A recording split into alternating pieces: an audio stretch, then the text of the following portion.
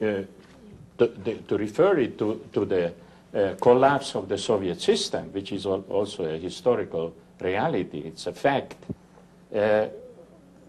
Obviously, some people draw from it the conclusion that, all right, there is no more problem. Socialism, communism is dead, and capitalism triumphs, and forever and ever we live under this system.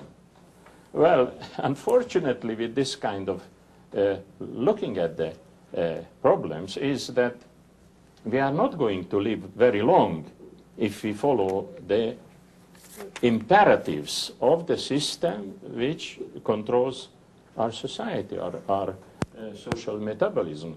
And that's why I would say, no, socialism is not at all dead.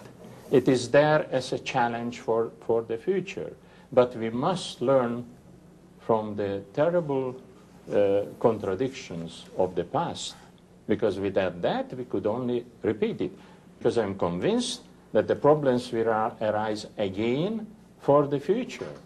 And if we don't learn from the past, that future is very dark, because the dangers of humanity's self-destruction through capital, through the power of the capital, the logic of capital, the objective imperatives of capital, is such, the irrationality which characterizes the system is such that if we are not careful, if we don't devise an alternative way of controlling all aspects of our life, within very easily foreseeable period of time, we'll be all dead. You know, I quoted more than once the words of great liberal political economist Schumpeter, who was putting the problem of production and destruction in such a way that, yes, under capital there is destruction, but it is productive, it is very positive. Our reality is that so much of what has to be produced, so much of production is today destructive in the direct sense of the word, because to consider what the resources, the wealth we waste, for instance, in militarist production, they are astronomical. In Marxist lifetime, they were little trifle compared to what we are doing. So this is something that has to be radically altered with regard to our perspective of the future. And it won't be easy, because militarist production is also militarist political power.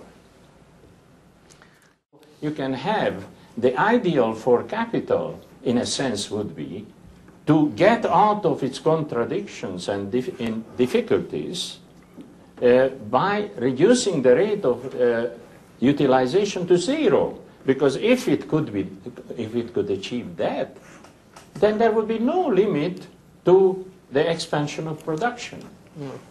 And that is a very naive notion, because the resources are not infinite. Resources are finite. And capital expansion linked to unlimited production has a terrible contradiction, which then brings with it also the military dimension.